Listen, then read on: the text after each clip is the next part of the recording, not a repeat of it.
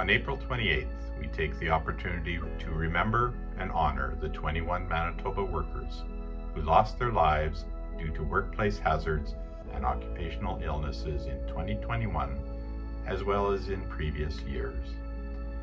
These lives lost are felt by each of these workers' families, friends, communities, and co-workers every day. Our province commits to continuing the work to make our workplaces safer and healthier for all Manitobans. One loss is too many. We want to ensure that all Manitobans can return home safely after work every day. I am Mayor Brian Bowman. The pandemic has created many challenges in the workplace, and I want to thank our safety and health committees and each and every worker who's helped make our city a safer place over the last 2 years. For our staff and for all of our residents, we must never take safety for granted. As we honor the City of Winnipeg workers today who have been lost or injured, let us recommit ourselves to creating a workplace for all of our workers, one that is as safe as it can possibly be. Thank you. Merci and miigwech. The annual day of mourning is a challenge to all of us to care more. To care more for coworkers and families touched by workplace accidents or illness. And to care more for prevention and safe work practices. Thank you to everyone who takes time to reflect and reach out to those who are mourning today. And thank you to everyone who's making city workplaces safer. Because there's no better way to show how much we care.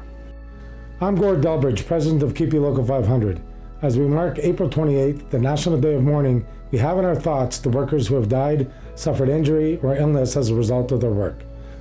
The Day of Mourning was created by Keepy members and was first observed in 1984. It is now recognized in more than 100 countries worldwide. As we mourn and remember the lives lost, we must also continue our collective resolve to making the workplace safer for everyone. This April 28th and every day, Keepy will continue to fight for better legislation, for better education, and for the vital personal protective equipment our members need. Good morning, elected officials, fellow labor leaders, and most importantly, the families of all the City of Winnipeg workers whose loved ones have fallen or sustained terrible injuries that we are gathered for and acknowledge here today. I especially want to extend my sincere condolences to the families of our loved ones, brothers Bruce Relke, Ken Joss, Gary Miller, and Gerald Smith. They served with incredible dignity and pride, and on behalf of our extended UFFW firefighter family, we share your pain and very real loss. We will honor your loved one's sacrifice by carrying on the traditions and valor inscripted on our flashes that read, "We hold thee safe." Thank you for joining us today and for allowing me to be a part of it. Stay strong and God bless. We gather virtually today to honor the memories of those workers that have made the ultimate sacrifice in serving the citizens of Winnipeg. Dedicated members of the Winnipeg Police Service face dangers and violence daily. Those same members continue to invest themselves in the community, investigate crimes, and keep Winnipeg families safe. I would welcome a day when workplace injuries and deaths become historic. But realistically, we must continue to combat workplace incidents through training, workplace policies, legislation, resources, and true caring by the employer to reduce, minimize, and eliminate these tragedies. Hello, I'm Kyle Ross, President of the MGU. Today is an opportunity to remember the importance of health and safety in all workplaces as we recognize this day of mourning. No family should ever have to go through the tragedy of losing a loved one due to an illness or injury in the workplace. It's why we fight every day to ensure the protections are in place so no family ever gets that call. Our hearts go out to all the families who are dealing with a loss. And thank you to everyone who's there in an emergency, providing public services every day to keep us all safe and healthy. Thank you. The Amalgamated Transit Union Local 1505 joins the community in mourning those who have passed and those who have been injured in the line of work.